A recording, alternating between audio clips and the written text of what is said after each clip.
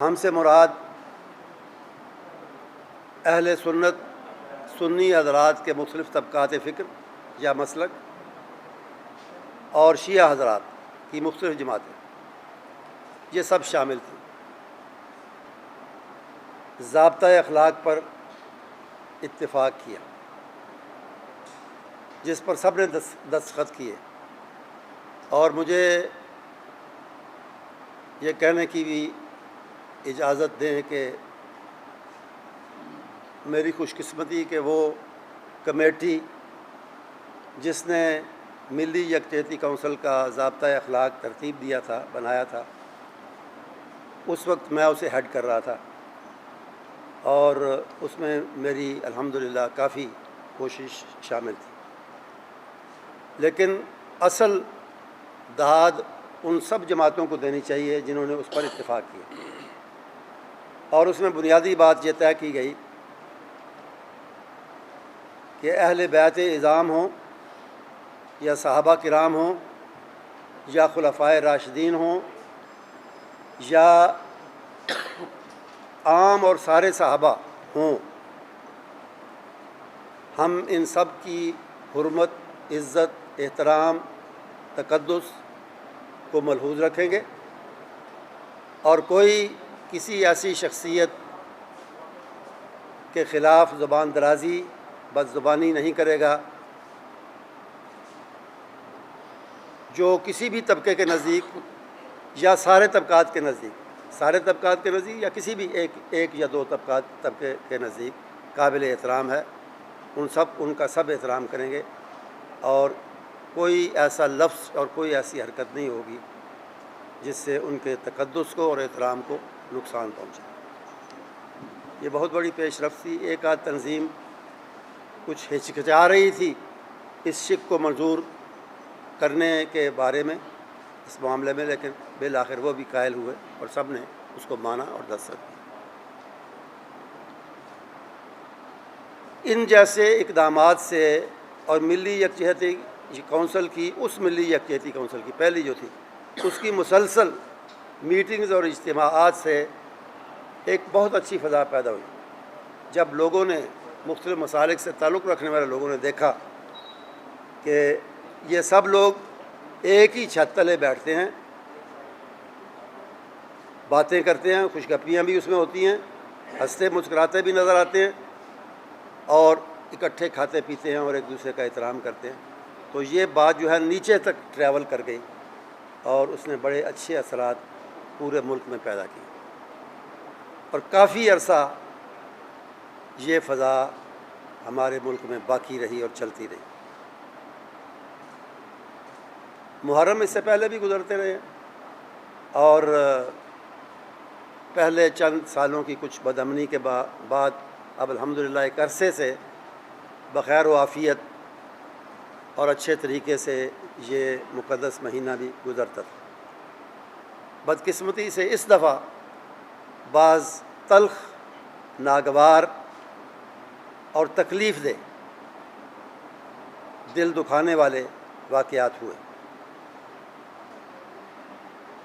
اسلام آباد میں خلیفہ اول حضرت ابوبکر صدیق رضی اللہ تعالیٰ عنہ کے خلاف انتہائی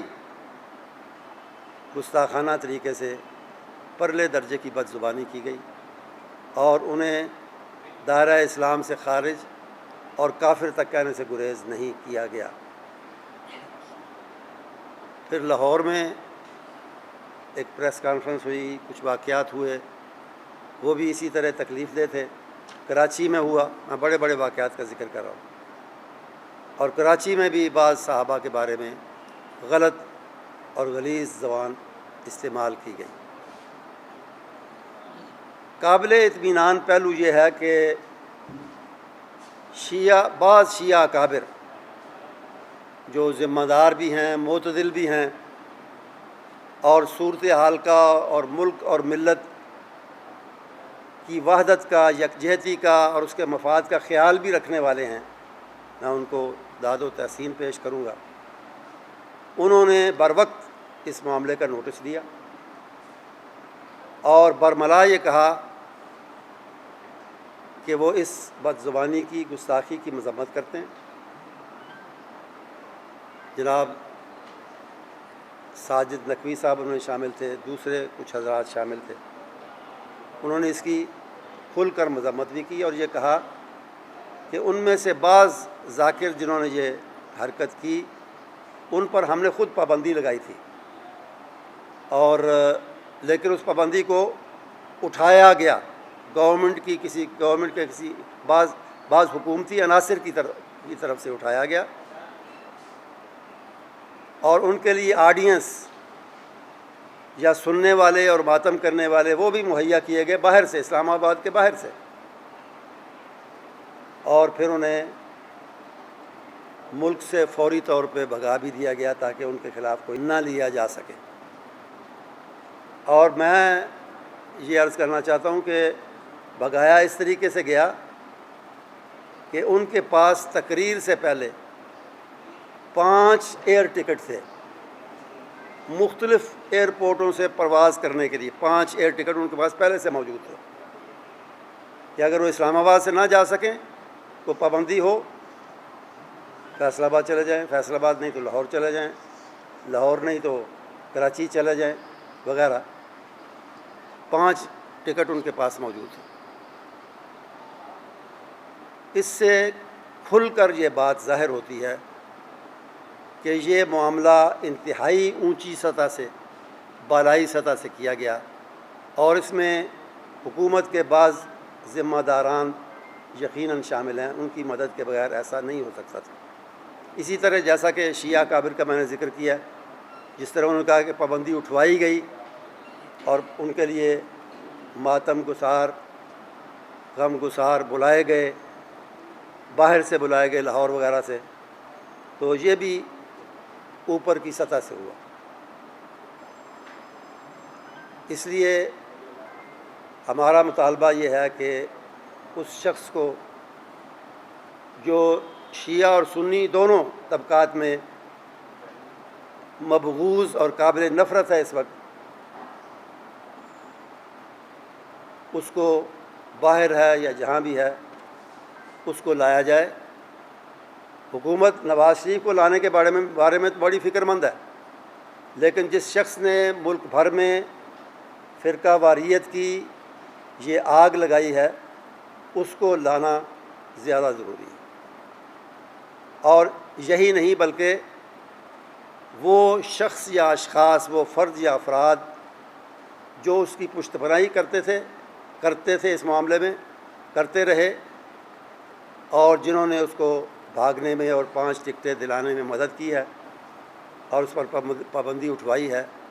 ان کو، وہ تو ملک میں موجود ہیں یقیناً، ان کو پہلے گرفت میں لایا جائے اور ان کو احتساب کے اور قانون کے کٹہرے میں کھڑا کیا جائے۔ میں اس معاملے کے بارے میں 2-3 جملے اور کہوں گا، پھر دوسری طرف چلتے ہیں۔ اس مسئلے نے پہلے ہی، اس مسئلے کے بارے میں اس لیے اس کو زور دے کے بات کر رہا ہوں کہ پہلے ہی ہمارے دشمن ہمارے خلاف سازشوں کے طرح طرح کے جال بن رہے ہیں اور بن چکے ہیں۔ ہمارے بعض ہمسائے، بھارت ان میں ظاہر ہے، بھارت ہی کی طرف میرا اشارہ ہے، اور اس کے علاوہ بعض عالمی طاقتیں، خاص طور پہ میں امریکہ کا نام لوں گا۔ ہماری خفیہ اور حکومتی ایجنسیوں کی بھی یہ اطلاع ہے، میں اپنی طرف سے بات نہیں کر رہا، وہ پہلے بھی پاکستان کے خلاف سازشیں کرتے رہے، اقدامات کرتے رہے، لیکن از سر نو انہوں نے یہ سلسلہ شروع کیا ہے، اور خفیہ اداروں کی اطلاعات کے مطابق انہوں نے ایک بھاری بجٹ، امریکہ نے بالخصوص ایک بھاری، اسی طرح بھارت نے بھاری بجٹ مختص کیے ہیں پاکستان میں فرقہ واریت کے ذریعے اختلافات اور لڑائیاں اور جھگڑے اور فساد پیدا کرنے کے لیے۔ تو ہم سب کو اپنی ذمہ داری کا احساس کرنا چاہیے، شیعہ حضرات کو، اہل سنت کے مسلم مکاتب کو، اور ذمہ داری کا احساس یہی ہے کہ ہم دشمن کی سازش کو ناکام بنائیں اور اپنے اندر اختلافات کے باوجود اختلافات کو ایکیڈیمک یعنی علمی سطح تک محدود کریں، ان کو گلی کوچے کا موضوع نہ بنائیں اور دشمن کے ہاتھ میں کھیلتے ہوئے اپنے ملک کے امن و امان کو، اس کی یکجہتی کو، اس کے اتحاد کو خراب اور ختم نہ کریں، کیونکہ ہمارے پاس دفاع کا، ملک کو بچانے کا، ملک کو ترقی کی شاہراہ پر لے کے جانے کا یہی ہتھیار ہے، ہمارا اتحاد اور ہماری یکجہتی۔ دوسری بات، موجودہ حکومت، وفاقی حکومت اور اسی طرح صوبوں میں، بالخصوص 3 صوبوں میں جو حکومتیں ہیں، ان کی گزشتہ 2 سال کی کارکردگی کے بارے میں اب اس کے کارکردگی کی اچھی کارکردگی ظاہر کرنے کے لیے گزشتہ 2 سال کی کچھ اعداد و شمار جاری کیے جا رہے ہیں حکومت کی طرف سے، کچھ باتیں کی جا رہی ہیں، کچھ وزراء کی کہانیاں ہیں، لیکن اگر عام آدمی سے خواہ اس کی سیاسی وابستگی کچھ بھی ہو، عام آدمی سے پوچھا جائے تو اس کی زندگی ان 2 سالوں میں جتنی مشکل ہوئی ہے اتنی مشکل پہلے نہ تھی۔ یہ نہیں کہ پہلے مشکلات نہیں تھیں، لیکن اتنی مشکل نہیں تھی جتنی کہ ان 2 سالوں میں ہوئی۔ مہنگائی کے حوالے سے، یوٹیلیٹی بلز کے حوالے سے، تعلیمی اخراجات، گزشتہ کچھ مہینے تو کرونا کی وجہ سے تعلیمی سرگرمیاں نہیں تھیں، لیکن اس سے پہلے اور اب تعلیمی سرگرمیاں شروع ہو رہی ہیں۔ لوگوں کے لیے بچوں کی فیسیں ادا کرنا، بجلی اور گیس وغیرہ کے بل ادا کرنا، اور آلو، پیاز اور روزمرہ ضرورت کی چیزوں کو خرید کے اپنے بال بچوں کا پیٹ پالنا، یہ سب چیزیں انتہائی دشوار اور مشکل ہو چکی ہیں۔ ڈالر کی قیمت کہاں سے کہاں پہنچی، گر گئی۔ تجارت، صنعت، معیشت، ہر چیز ایک زوال اور اضمحلال کا شکار ہے، شکار رہی ان 2 سالوں میں۔ حکومت نے بالآخر کنسٹرکشن انڈسٹری کو کچھ مراحت دی تو اس کی وجہ سے تھوڑا سا کچھ معیشت کا پہیہ حرکت کرنے لگا، لیکن صرف معمولی حرکت ہے ابھی۔ اور دوسری بڑی بات یہ ہے کہ ابھی تک عوام کو کوئی فائد نہ صرف یہ کہ ملے نہیں، بلکہ مستقبل بعید میں دور تک ان کے امکانات بھی نظر نہیں آتے۔ دوسری طرف دیکھیں تو بیرونی ہمارے تعلقات اور اس میں خارجہ ہمارے معاملات میں خاص طور پہ مسئلہ کشمیر، جو ہمارا کور ایشو ہے پاکستان کا، اور جس سے ہمارے پینے کا، استعمال کا، زراعت کا، کھیتی باڑی کا پانی بھی جڑا ہوا ہے اس مسئلے کے ساتھ، ہماری ضرورت کا، وہ مسئلہ جس کا حل ہمارے دفاع اور ہمارے وجود کے لیے بھی ضروری ہے، ہماری معیشت کے لیے بھی ضروری ہے، ہماری زراعت کے لیے بھی ضروری ہے۔ اور ان سب باتوں کے علاوہ ہمارا ویسے بھی دینی اخلاقی فرض ہے کہ ہم مظلوم، ستم رسیدہ اور انتہائی ظلم کا شکار اپنے مسلمان کشمیری بھائیوں کی مدد کریں، یا کم از کم ان پر ہوتے ہوئے ظلم کو روک سکیں، ظالم کا ہاتھ پکڑ سکیں، ان کو ظلم کے پنجے سے نجات دے سکیں۔ یہ جو امکانات تھے یہ بھی بہت کم ہو گئے ہیں اس دور حکومت میں۔ گزشتہ سال 5 اگست کو بھارت نے جو غیر قانونی، غیر اخلاقی، غیر آئینی اقدام کیا تھا کشمیر کی، خصوصی مقبوضہ کشمیر کی، انڈین ہیلڈ کشمیر کی خصوصی حیثیت ختم کر کے، اور وہاں دفعہ 35 کو بھی ختم کر کے، جس کی روح سے غیر کشمیری وہاں جائیداد، زمین وغیرہ نہیں خرید سکتے تھے، اس کو بھی ختم کیا تاکہ اس کی ڈیموگرافی کو، یعنی اس کی آبادی کی پوزیشن کو وہ چینج کر سکیں، بدل سکیں، اور مسلم اکثریت کو ہندو اکثریت میں تبدیل کریں۔ یہ بہت بڑا اقدام جو ہے، اس میں سوائے اس کا تدارک کرنے میں یا اس کا مقابلہ کرنے میں، اس کو فیس کرنے میں، سوائے جناب عمران خان صاحب کی UNO میں کی ایک تقریر کے سوا کچھ بھی نہیں ہے، خالی ایک تقریر کے سوا کچھ بھی نہیں ہے۔ اس کے لیے جتنے رابطے بذات خود وزیر اعظم اور وزیر خارجہ کو ملک سے باہر کرنے چاہیے تھے، بڑے بڑے ملکوں کی ذمہ دار اور مؤثر بااثر ملکوں کی حکومتوں سے یا ان کے سربراہوں سے صرف اتنے ہی رابطے ہوئے جو کہ اقوام متحدہ کے دورے کے دوران ہو سکے۔ انہیں تو چاہیے تھا کہ وہ اس کے لیے ایک مشن بناتے اسے، اور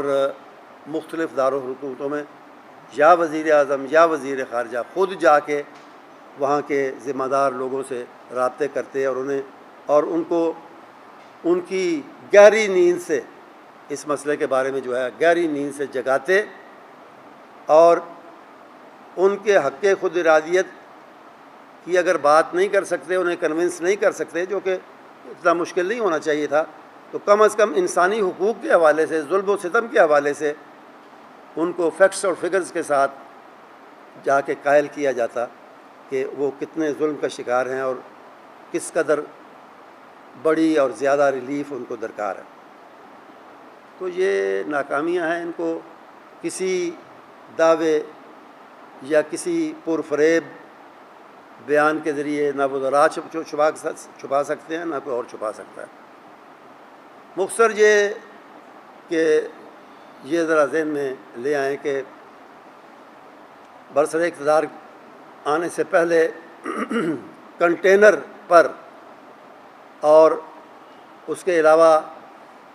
پبلک جلسوں میں اور اپنے منشور میں اور اپنے پریس ٹاکس میں اور اپنے میڈیا ٹاکس میں جو وعدے اور اعلان موجودہ وزیر اعظم نے کیے تھے، ان میں سے کوئی پورا ہوا ہو تو آپ مجھے بتا دیں، میرے علم میں نہیں ہے۔ بڑے بڑے اعلان کیا تھے کہ 1 کروڑ نوکریاں، اس اعلان کا نتیجہ یہ ہوا، اس سے برآمد یہ ہوا کہ 1 کروڑ تو نہیں، لیکن بہرحال کئی لاکھ، اگر 7-8 لاکھ تو کہوں تو یہ بھی کم ہوگا، یہ فگر زیادہ قرین قیاس ہے، زیادہ صحیح ہے۔ لوگ بے روزگار ہوئے لاکھوں کی تعداد میں، اس طرح کہہ لیں، لاکھوں کی تعداد میں بے روزگار ہوئے بجائے نوکریاں ملنے کے، اور اسی طرح گھر جو 50 لاکھ ہونے تھے وہ آئندہ نہ ہوئے ہیں اور نہ آئندہ مدت میں ہو سکتے ہیں۔ آپ کو البتہ مبارک ہو کہ آپ کو کالونی مل گئی ہے، اللہ اسے مبارک کرے اور اس میں آپ سب کو گھر مل جائیں۔ کرتے ہیں، ختم کرتا ہوں میں، آپ اس کی بات کریں تو ان حالات میں سمجھتا ہوں کہ اپوزیشن پارٹیوں کی APC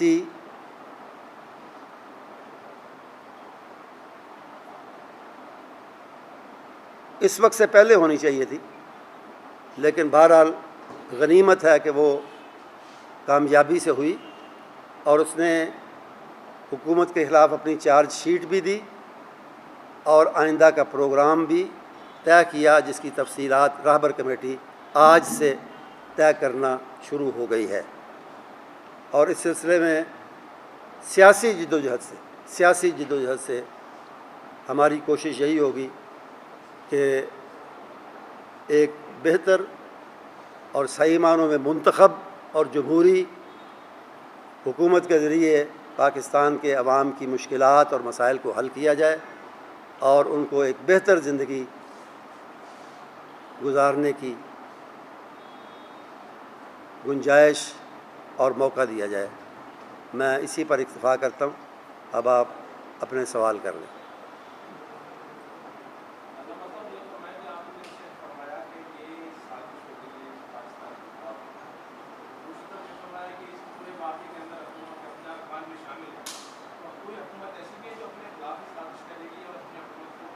آپ نے شاید میری بات سمجھی نہیں۔ سازش کی ہے بیرونی ملکوں نے، میں نے بھارت اور امریکہ کا نام لیا، ان کی سازش ہے، وہ اس پہ پیسے خرچ کر رہے ہیں، کوشش کر رہے ہیں خاص طور پہ سوشل میڈیا کے ذریعے انتشار پھیلانے کی اور اختلافات کو بڑھاوا دینے کی، آگ کو بھڑکانے کی وہ کوشش کر رہے ہیں۔ اور حکومت کی کوتاہی یہ ہے کہ اس نے ان واقعات کا محرک بننے والے، وجہ بننے والے، سبب بننے والے اسباب کو مؤثر طور پر روکا نہیں، اور جو اس کے مرتکب ہیں ان کو کیفر کردار تک نہیں پہنچایا۔ یہ میری گزارش تھی۔ سر یہ فرمائیے گا کہ یہ جیسے آپ نے ابھی فرمایا کہ پاکستان دشمن کو تو حکومتیں جو ہے وہ سازش کر رہی ہیں، تو کیا آپ سمجھتے ہیں کہ ان حالات میں اس کی روک، اس سازش کو ناکام بنانے کے لیے کوئی آل پارٹی کانفرنس، دینی جماعتیں، خاص طور پر دینی جماعتیں کوئی لائحہ اختیار کر رہی ہیں کہ کچھ ضابطہ اخلاق بنایا جائے تاکہ ایسے واقعات نہ ہو سکیں؟ جی، ضابطہ اخلاق جب میں نے ذکر کیا پہلے بھی موجود ہے ملی یکجہتی کونسل کا۔ اس کے علاوہ مولانا عبدالستار نیازی کے زمانے میں وزارت مذہبی امور نے بھی ایک ضابطہ اخلاق بتایا تھا۔ اسلامی نظریاتی کونسل نے بھی اس سلسلے میں کوشش کی ہے۔ نہیں، میں سمجھتا ہوں کہ میں